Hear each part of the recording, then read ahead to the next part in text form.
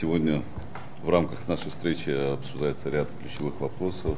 Конечно же, одним из приоритетных вопросов являются вопросы образования, просвещения. Мы благодарим за ту поддержку, которую оказывает Российская Федерация. Для нас очень приятно, что наша молодежь, наши молодые люди сегодня имеют возможность участия практически во всех молодежных акциях, фестивалях на территории Российской Федерации.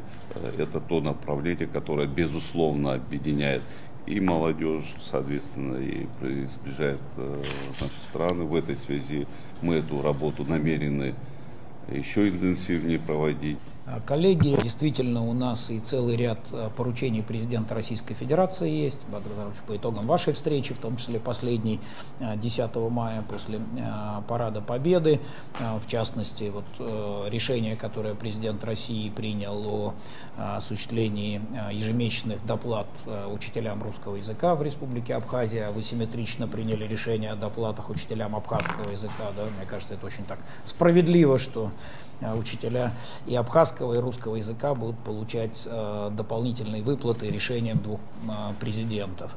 Это поручение президента, которое он дал Министерству просвещения Российской Федерации, администрации президента, Росдетцентру, о том, что мы готовы поддержать развертывание в Абхазии такой же системы, которая президентом России уже несколько лет действует в России, так называемые навигаторы детства, дополнительная помощь директорам школ, Министерству просвещения. У нас большая программа, которая проводится центром «Сириус», это президентский проект, и у нас соответствующее решение президента есть о том, чтобы такую же возможность предоставить для ребятишек из Абхазии. Причем и для школьников, и для обучающихся в колледжах, и для педагогов, и для заучей и директоров. Хотел бы коллег поблагодарить и в России Министерство просвещения Владимира Борисовича, и Анну Владимировну.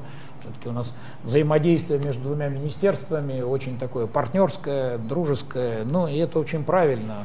Ничего важнее детей на самом деле нету ни для России, ни для Абхазии, да, в общем, да, поэтому мы обязаны сделать для них все, чтобы у них перед ними были открыты все дороги, чтобы каждый из них смог реализовать свой талант и свою мечту.